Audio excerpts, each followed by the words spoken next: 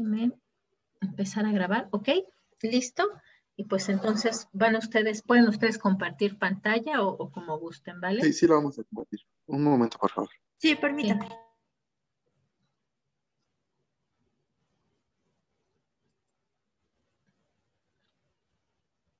Bien, teóricamente hoy también vamos a platicar sobre los documentos que les dejé que revisaran.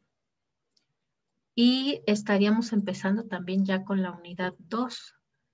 Esperemos que nos dé tiempo por lo menos de plantear pues las primeras bases de qué es lo que vamos a ver en esta unidad 2, en el primer tema, ¿vale? No Ok, sé si listo. ya se ve. Sí, ya se ve, perfecto.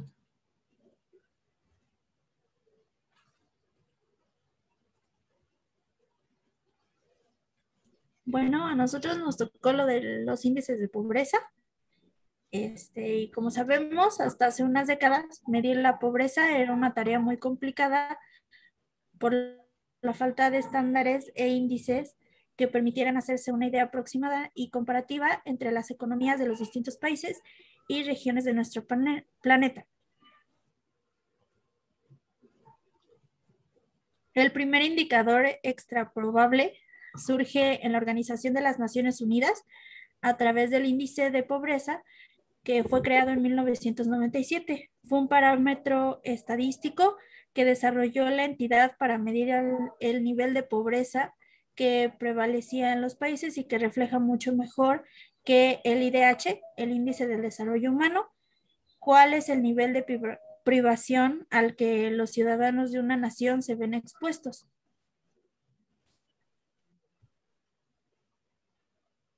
Bueno, pues este índice no es la única fórmula o metodología que podemos utilizar para medir la pobreza, aunque sí aquella que se ha podido estandarizar con más facilidad a partir de su actualización, el índice de pobreza multidimensional. Este índice, presentado en 2010, se ha adaptado a las dos principales realidades de nuestro planeta, el IPH1 para los países en vías de desarrollo y el IPH2 para los países de la OSDE seleccionados.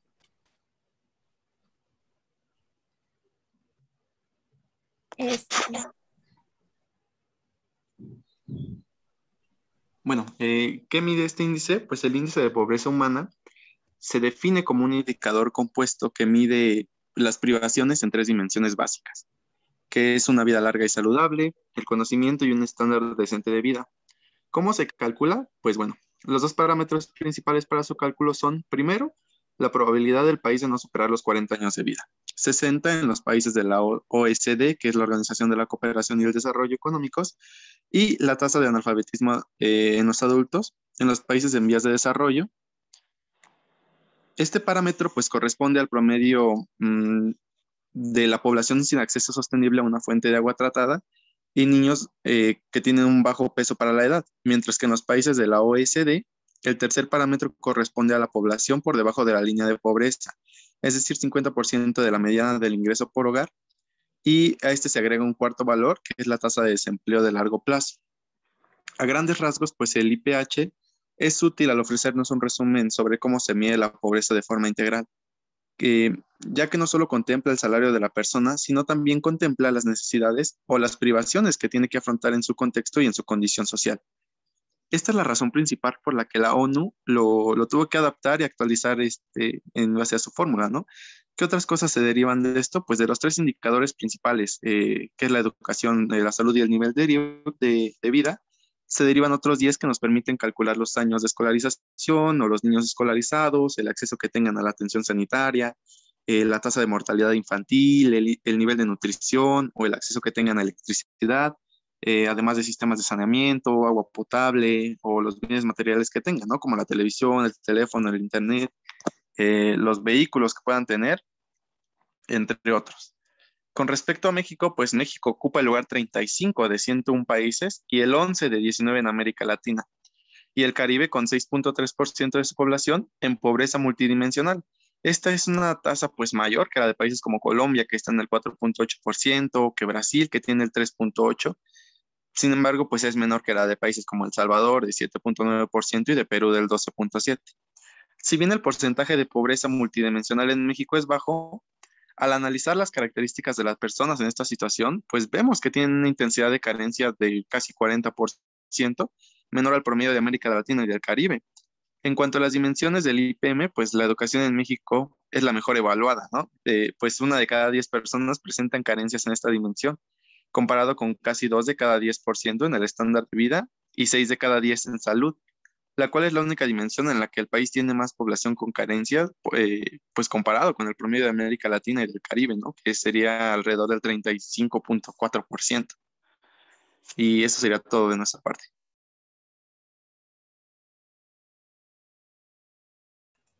Bien, este indicador es importante porque ahorita vamos a ver que, y bueno, vamos a ver en esta unidad que justamente en estos temas, cuando hablamos de globalización y de los impactos que ha tenido en el medio ambiente, pues la situación económica actual, pues vamos a ver que pareciera que no se refleja justamente en el indicador de índice de pobreza, ¿no? Las estadísticas mundiales nos dicen que la pobreza ha disminuido en los últimos años, pero en realidad, pues cuando se analiza la situación económica, pues la situación económica no es el que sea, a lo mejor la pobreza extrema ha disminuido, pero la cantidad de población que ahora se encuentra en pobreza que antes no se encontraba, pues es mucho más, ¿no?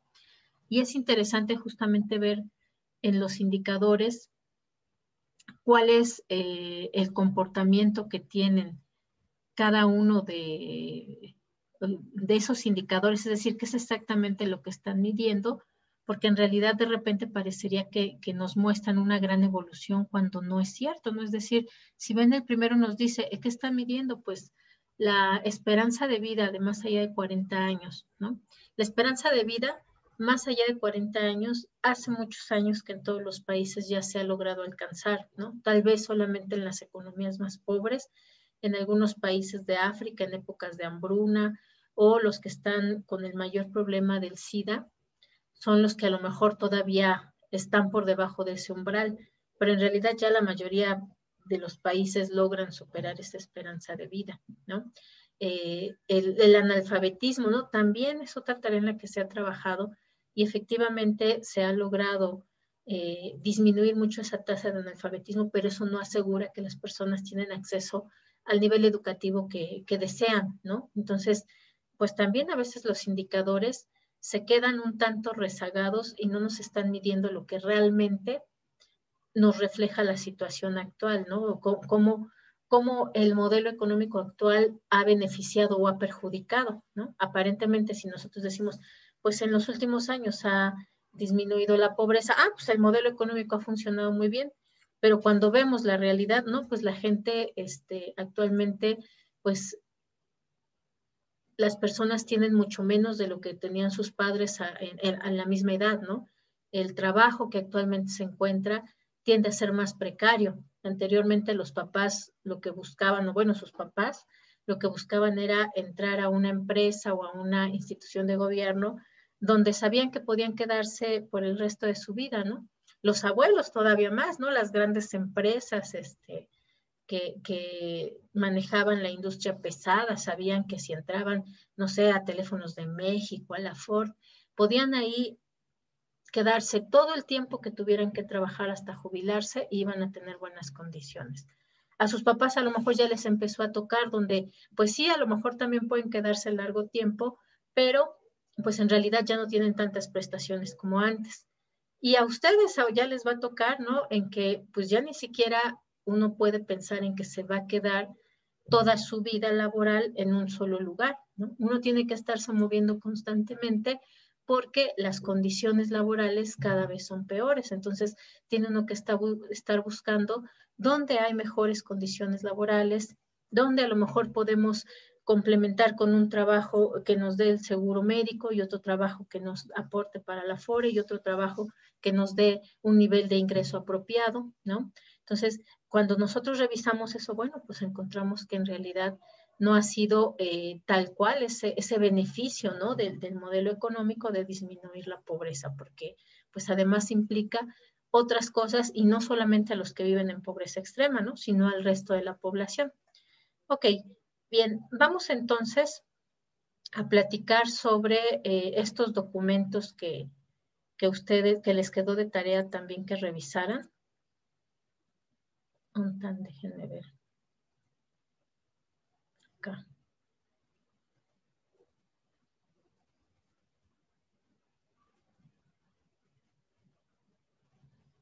No lo veo. Aquí está.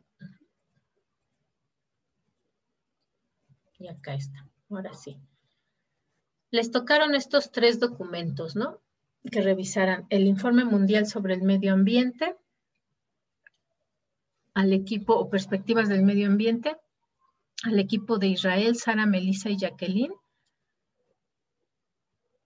el documento del panel intergubernamental sobre cambio climático, al equipo de Nadia, Gabriel y Ángel, y el de recursos hídricos a Sinaí, Giselle, Libertad y Abraham. Vamos a platicar primero justamente de estas perspectivas del medio ambiente. ¿Qué encontraron, chicos, en ese documento? ¿Qué es? ¿Quién lo edita? ¿Qué información trae?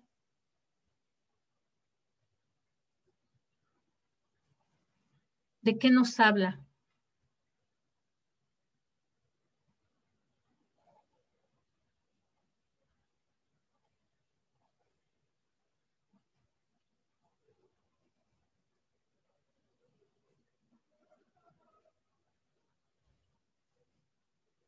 No, nadie lo trabajó, ni Israel, ni Sara, ni Melissa, ni Jacqueline. Sí, profesora, estamos Sí, compartiendo profesora. la presentación.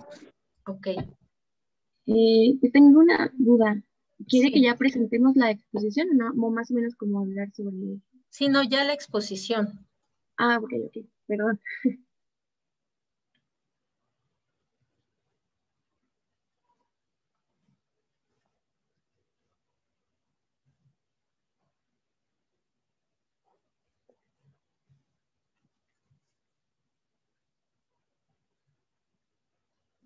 ¿Me pueden decir si ya se ve, por favor? Sí, ya se ve muy bien.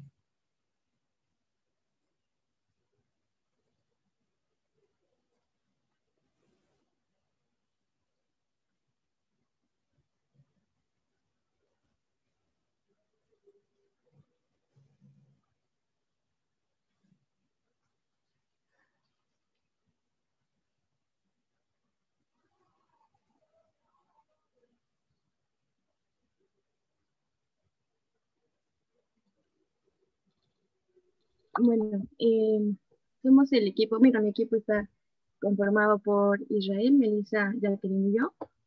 Y vamos a hablar hoy sobre el sexto informe, que es Perspectivas del Medio Ambiente Mundial. Vamos a ver primero, pues, ¿qué es?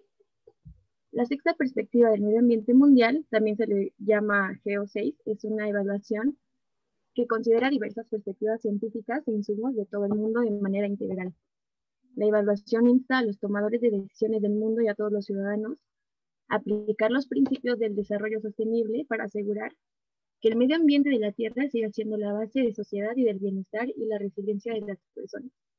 La institución que lo publica es UNEP, o la sigla o la traducción a español sería el Programa de las Naciones Unidas para el Medio Ambiente. Esta parte me pareció muy interesante.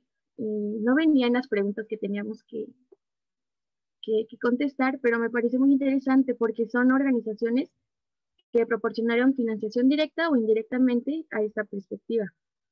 Como pueden ver, bueno, está el gobierno de Noruega, la Unión Europea, los gobiernos de Italia, Singapur, China, y lo quise mencionar pues porque está México, Suiza, Dinamarca, Egipto y Tailandia, junto con el Fondo para el Medio Ambiente y el presupuesto ordinario de la ONU, fueron los que ayudaron o tuvieron algo que ver con la financiación de este proyecto. Y en los temas, bueno, consta este informe de 25 capítulos. Estos se separan por secciones.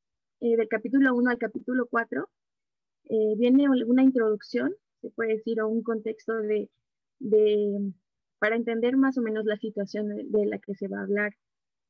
Del capítulo 5 al 9, bueno, esta es la parte A, Estado del Medio Ambiente Mundial, y ahí vamos a poder encontrar situación sobre el aire, la biodiversidad, océanos y costas, tierra y suelo, agua dulce, también las políticas, metas y objetivos del gobierno ambiental.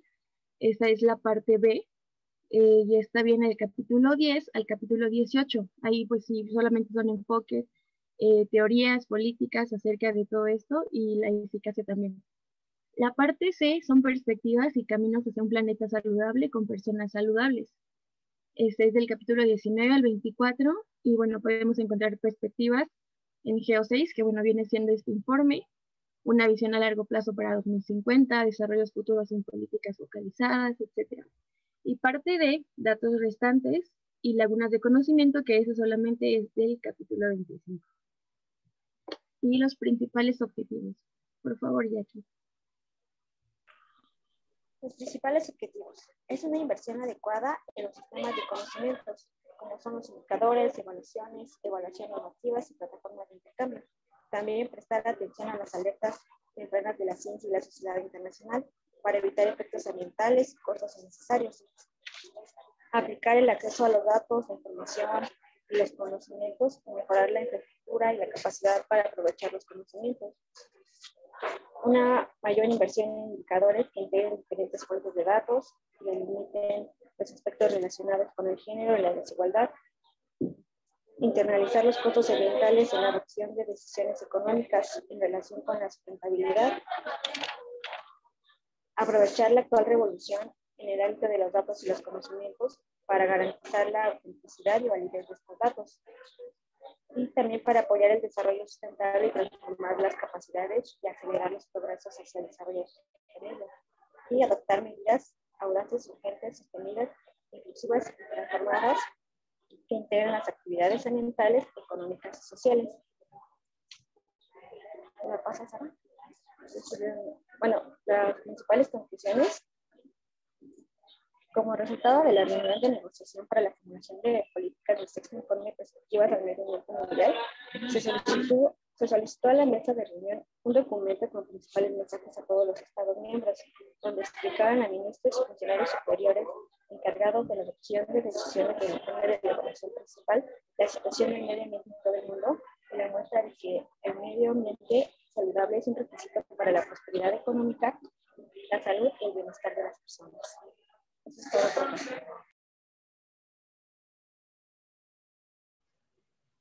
Ok, muy bien.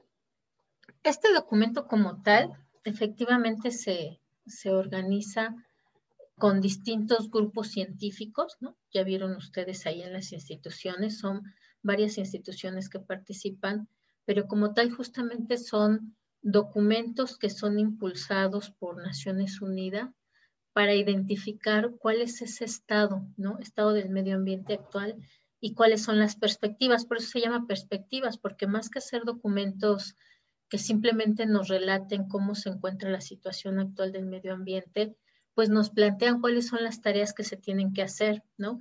Inclusive dan recomendaciones a veces por regiones, por países, de qué es lo que tiene que estarse trabajando para efectivamente poder avanzar en materia de medio ambiente y sobre todo señalar cuáles son las urgencias. Particularmente en estos informes, además, normalmente cada uno se dedica también a un tema específico. Un año agua, otro año a lo mejor biodiversidad. Es decir, van también enfocándose justamente para tocar todos los grandes problemas del medio ambiente que pueden estar aquejando a los países, ¿no? Y son de importancia fundamental porque justamente plantean que, bueno, no solamente hay una necesidad como tal de estar atendiendo a la evolución del medio ambiente, sino que además es tarea de todos, ¿no? Y además actuar de forma urgente, independiente del nivel de desarrollo, de la capacidad económica de los países, de la hegemonía que se encuentra en boga actualmente, es decir, es tarea de todos los países el estar al pendiente de cómo va evolucionando. Además, también se hacen estudios tanto, por ejemplo, regionales, y se emiten documentos regionales, y también se elaboran incluso a veces perspectivas por país, como obviamente trabajando en conjunto con alguna institución del país del cual van a elaborar ese informe, para darle como también ciertas señales de qué es lo más grave que tienen que atender de forma urgente, ¿no? Entonces, lo valioso de estos documentos es eso, que nos presentan cómo se encuentra el mundo en materia de medio ambiente, nos señalan cuáles son los principales problemas y nos señalan directrices para poder llevar a cabo o realizar ese camino en materia de mejora del medio ambiente, ¿no? El otro documento relevante es justamente el del panel intergubernamental de cambio climático. ¿Qué nos dice ese documento, chicos? Le tocó a Nadia, Gabriel y Ángel. Vamos a compartir pantalla, profesora. Ok.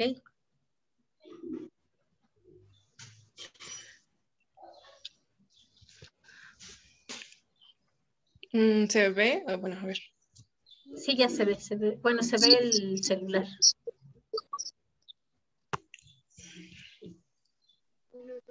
¿Listo? ¿Se ve?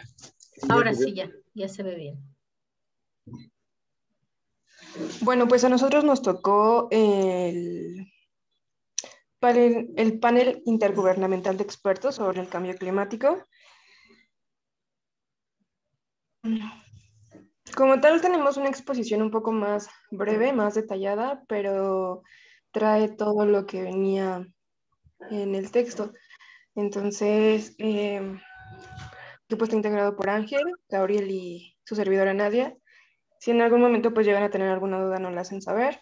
Y pues nada más. Vamos a empezar con ¿qué es el IPCC? Como tal, es el Grupo Intergubernamental de Expertos sobre el Cambio Climático.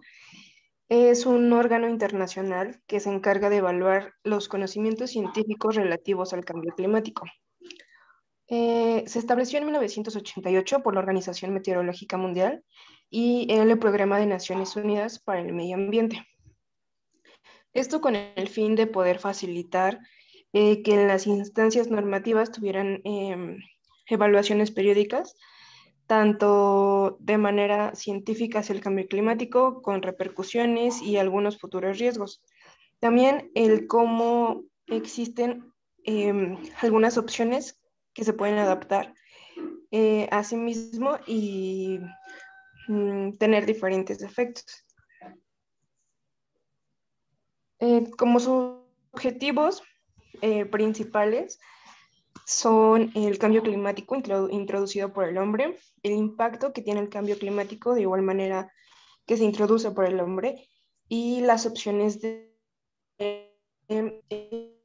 adaptación y mitigación. Como tal, todos los principios bajo los que opera el IPCC se fijan por diferentes resoluciones del Grupo de Consejo Ejecutivo de la OMM y del gubernamental del PNUMA. De igual manera tiene un apoyo de la UNFCCC y pues continúan mis compañeros con las siguientes láminas. Bueno, a mí me tocaron las evaluaciones. Las evaluaciones del IPCC proporcionan una base científica a los gobiernos a todos los niveles para la formación de políticas relacionadas con el clima y sirven de apoyo para las negociaciones de la Conferencia de las Naciones Unidas sobre el Clima y la Convención Marco de las Naciones Unidas sobre el Cambio Climático. Las evaluaciones del IPCC trata sobre conocimientos consolidados y temas que continúan siendo objeto de estudio, así como sobre publicaciones que ofrecen diversos puntos de vista.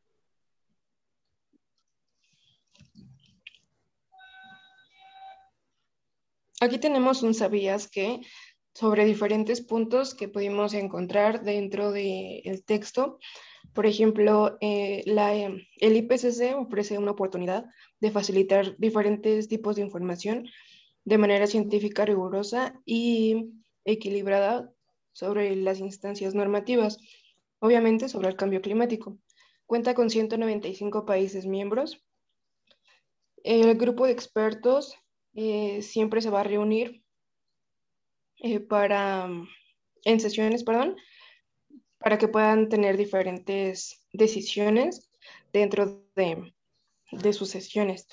La participación del IPCC se queda abierta ante todos los países miembros de la OMM y las Naciones Unidas, y la mesa del IPCC facilita la orientación del grupo a lo referente a los aspectos científicos y técnicos en su labor y cuestiones de gestión y estrategia. Como tal, la Semarnat ha reconocido un llamado del 20 de septiembre a todas las juventudes del mundo para lanzar y que estén como todos al favor de la vida y y puedan detener los desequilibrios climáticos. Gracias, Nadia. Bueno, los informes del IPCC ahora sí que son parte de un proceso de estudio, de redacción y examen de diferentes etapas para garantizar que el resultado que logre el IPCC sea objetivo, sea transparente y sea de conocimiento abierto para todos. Miles de expertos en todo el mundo participan en la elaboración del mismo como observadores para asegurar que en los informes se reflejen todos los puntos de vista de la comunidad científica, sin que, por ejemplo, el punto de vista de, por ejemplo, Estados Unidos esté por encima del de las naciones subdesarrolladas o así. Mediante un minucioso mecanismo de supervisión, varios editores y revisores trabajan para que se tengan en cuenta todas las observaciones o puntos de vista de los diferentes científicos y pues como les mencionaba se pueda lograr un trabajo pues objetivo y que no esté orientado pues solamente a los intereses de ya sea de las naciones desarrolladas o a las naciones eh, en vías de desarrollo. Y bueno, aquí en la presentación nos faltó incluir las principales conclusiones de IPCC, pero bueno, entre mi compañero Ángel y yo se las vamos a platicar en un momento. Bueno, una de las principales conclusiones que tiene el documento es la degradación del suelo. Esa trata de está estrechamente relacionada con el cambio climático y viceversa. Según los científicos, la Tierra funciona como una barrera natural que impide que el CO2 llegue a la atmósfera, pero cuando está erosionada pierde su capacidad de absorber carbono, se vuelve menos productiva y empieza a restringir lo que podemos cultivar en ella.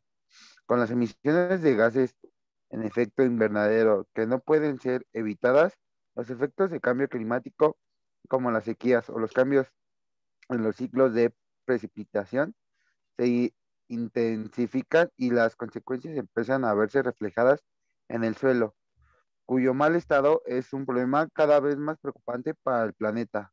Otra sería la conservación de los bosques.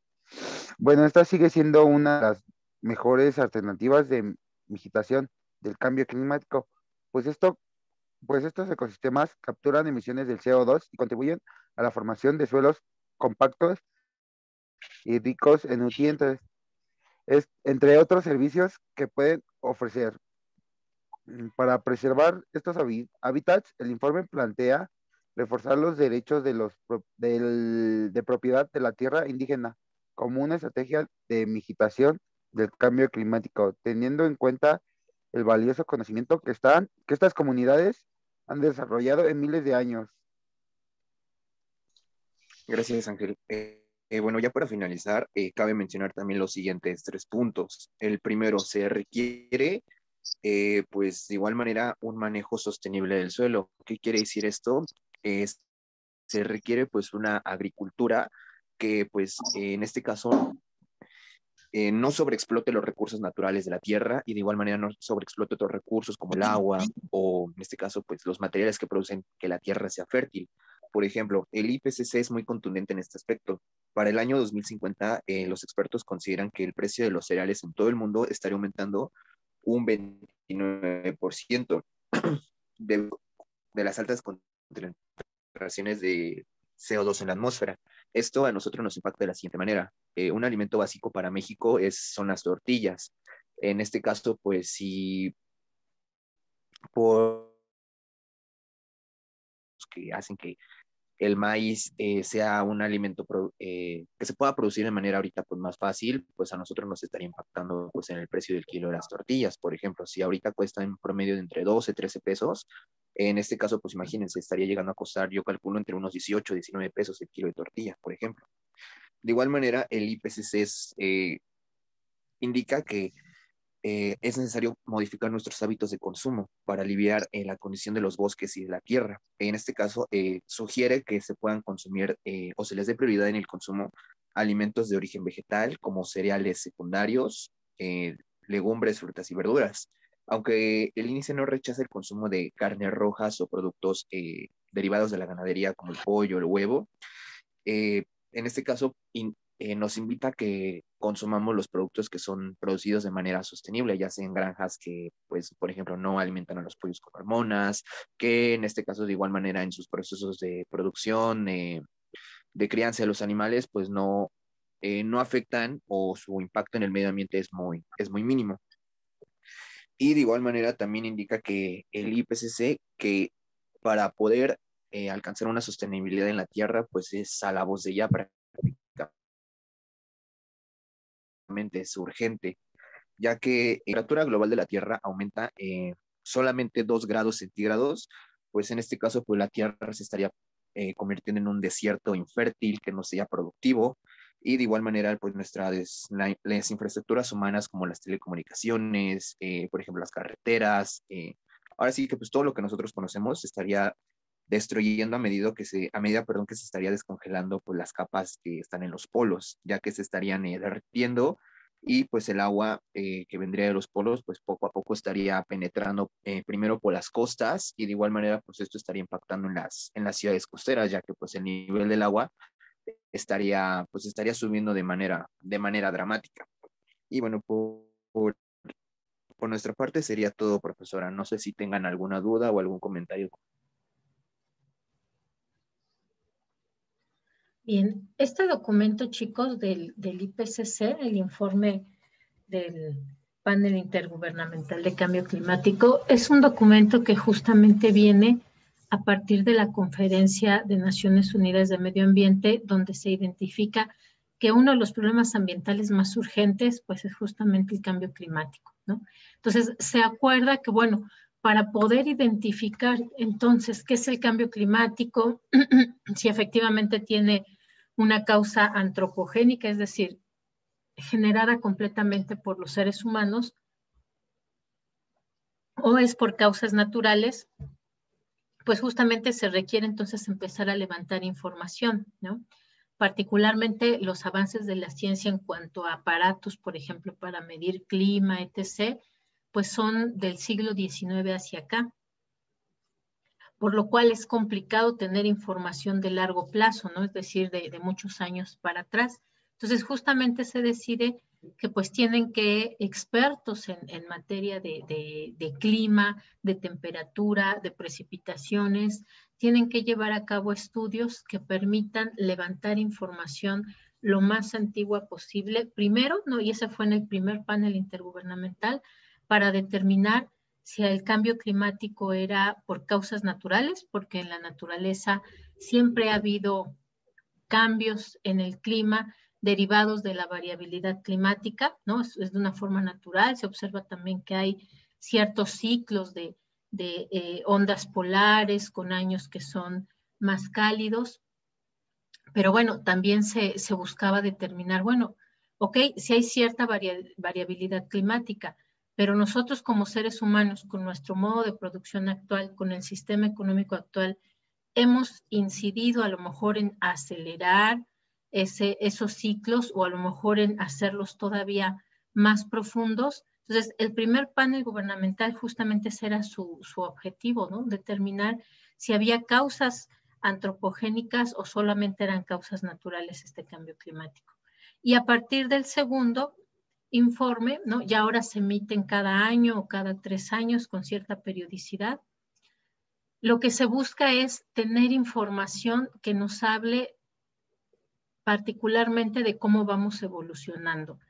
En el tercer informe, en el del IPCC, ahí particularmente se trabajó en generar escenarios, ¿no? Ya sabíamos, ¿no? A partir del del primero, que sí efectivamente hay causas antropogénicas. En el segundo se empezó a mapear, pues, cuáles podían ser esos posibles impactos del cambio climático. Y en el tercero se empieza a generar escenarios, ¿no? Es decir, ya sabemos dónde estábamos hace 50, 100 años en términos de clima, de emisión de dióxido de carbono, de emisión de nitrógenos, de hidrofluorocarbonos. ¿Ok? Entonces, ¿cómo estamos ahora? Y en función de esos comportamientos, ¿no? Del pasado hacia la fecha, podemos entonces hacer proyecciones de qué va a pasar en el futuro.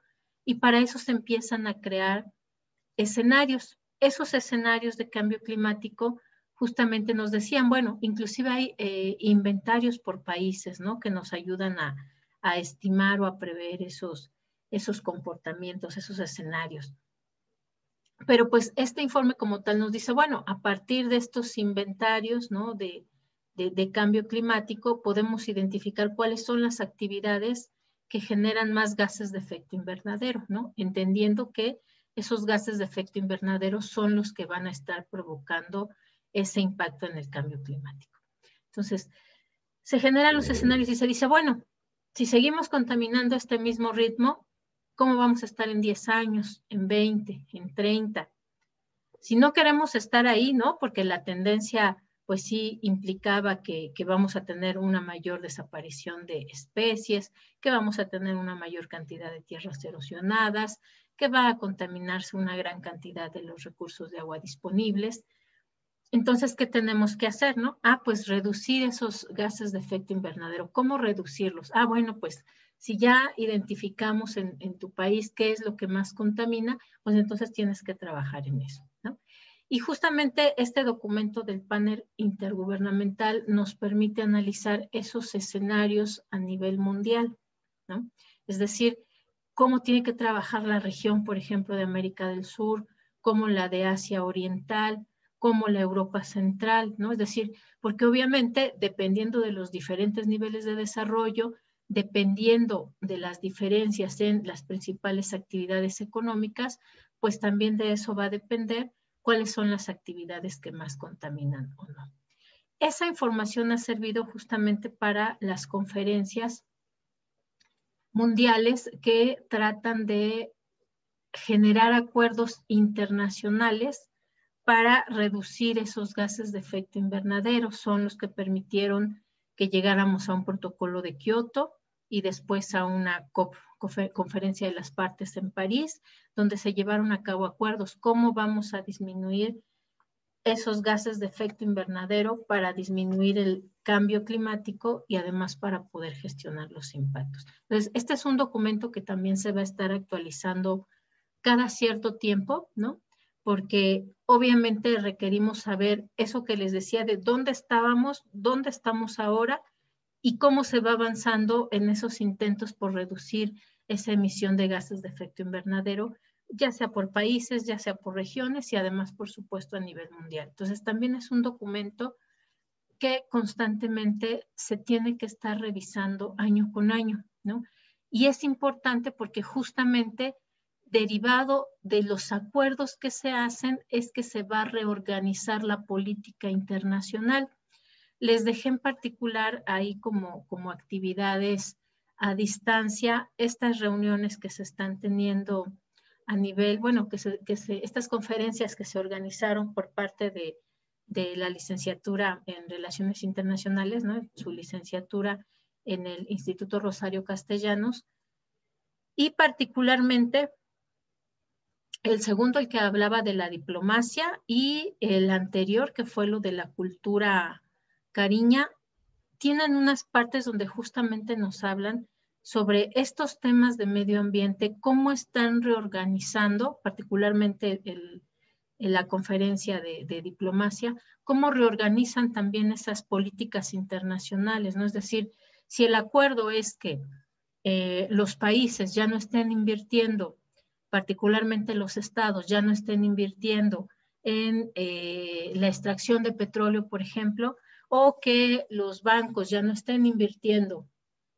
en proyectos que sean de combustibles fósiles, entonces a su vez eso va modificando la dinámica económica y por lo tanto también la dinámica de las relaciones internacionales.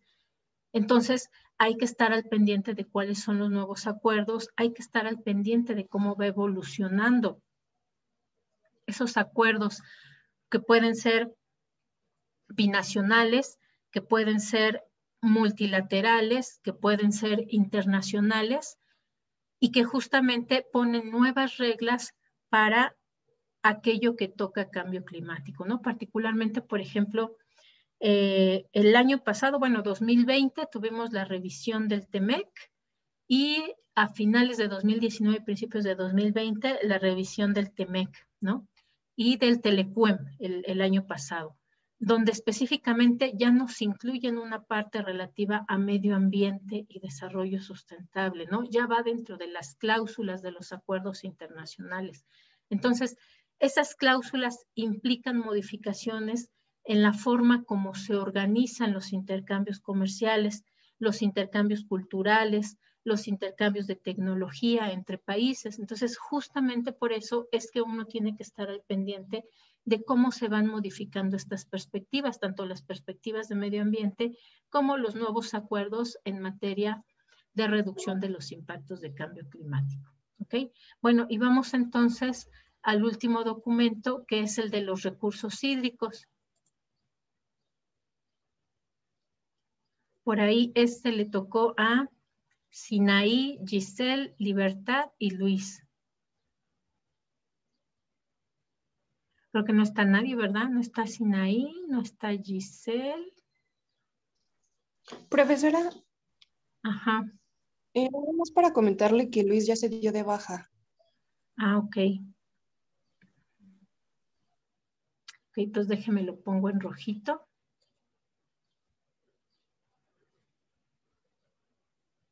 Y acá. Ok, bien. Ok, este documento aparte es importante y yo hubiera querido que también lo presentaran hoy, porque justamente, pues en estos días, ¿no? Estamos en una situación en cuanto a estrés hídrico muy relevante en nuestro país, ¿no? Como no se había presentado en los últimos 18 años, ¿no? El último año así con esta situación del agua tan grave fue 2012. Y ahorita se vuelve a presentar, pero incluso con mayor crudeza, ¿no? Y es algo de lo que vamos a tocar en el inicio de esta siguiente unidad. Pero bueno, les comparto para irles platicando sobre qué vamos a ver en esta unidad.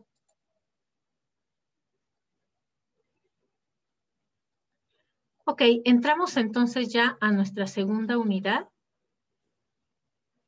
donde ahora el tema es la globalización, el neoliberalismo durante nuestro siglo XX, ¿no? Bueno, también vamos a platicar un poquito de lo que ya entramos del siglo XXI, ¿no? Porque además es relevante también para ver qué es lo que está pasando con esta globalización en este primer inicio del siglo XXI, ¿no?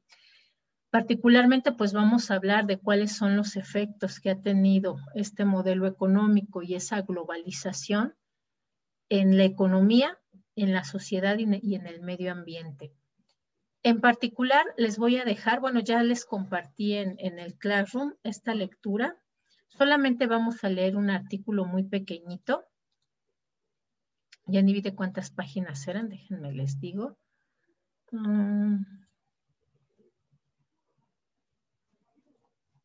Es de la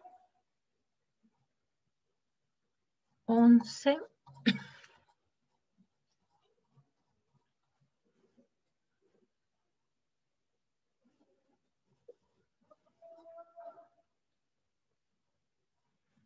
De la 11. Ajá, de la 11 a la 38. No es muy largo, parece largo, pero no tanto, porque trae muchos cuadros, ¿no? Y los cuadros ocupan una buena parte de las páginas.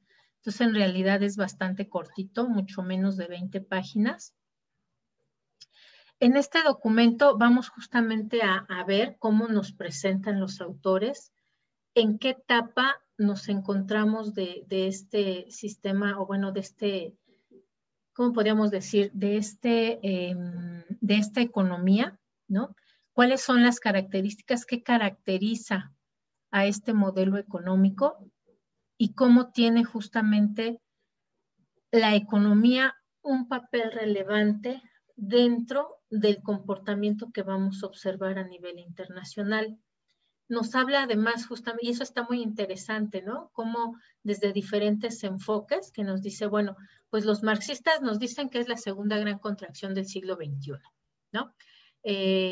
Los poskeynesianos lo mencionan como un estancamiento secular. Secular se refiere pues justamente a que en cada uno de estos ciclos económicos, ¿no? Estos comportamientos económicos que tienen desde que el sistema capitalista existe, tiende a haber etapas de auge y etapas de crisis económica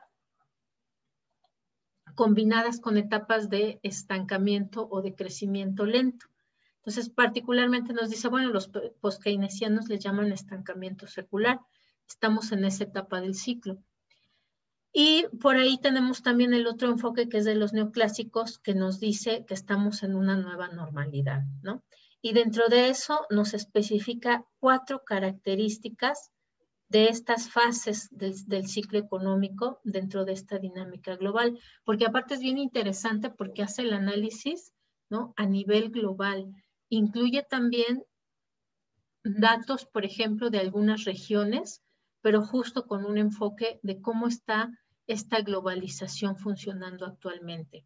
Y nos dice, bueno, hay 4 características que tienen esta etapa en la globalidad de los países, ¿no? Bueno, 1, hay una relación deuda con respecto al PIB que sigue creciendo. Los países se siguen endeudando.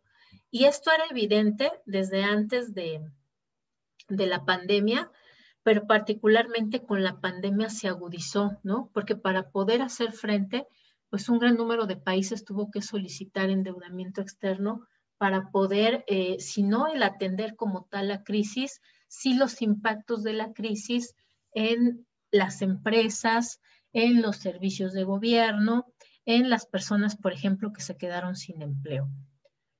También está caracterizado por un lento crecimiento de la economía real, ¿no? Y dice, bueno, eso es parte de ese estancamiento secular que aquí mencionan los poskeynesianos. Además, ¿no? Estamos también en una crisis financiera. No acabamos de salir de la crisis financiera de 2008-2009 y ya estamos otra vez, o había señales de que ya se estaba entrando otra vez a una crisis financiera. Y además también, pues enmarcado dentro de este impacto en el medio ambiente, que particularmente es el calentamiento global, ¿no? Y bueno, eso es lo que nos plantea así como introducción. Entonces, lo van ustedes a revisar y vamos a platicar de este documento, ¿no? De cómo nos encontramos, en qué etapa del modelo económico, pero además cuál es la situación global y cómo esa etapa económica y la situación global, pues a su vez van a tener impacto en estos 4, bueno, en estos 3 elementos, ¿no? Que es la economía, el medio ambiente y por supuesto la sociedad, ¿ok? Entonces, listo, ya es hora. Dejamos entonces hasta aquí. Esperemos que la próxima clase sí vengan sus compañeros para que nos hablen de este documento que es bien importante, ¿no? El de los recursos hídricos, para que justamente le demos como el antecedente o el marco de por qué existe con los datos que vamos a ver del impacto en el tema de agua, ¿vale? Entonces, por lo pronto lo dejamos hasta aquí. Ya tienen ahí disponible el documento en su Classroom para que puedan leerlo. ¿Sale, chicos? Entonces, cuídense mucho. Nos estamos viendo la próxima clase. Gracias, profesora. Gracias, profesora. Linda tarde.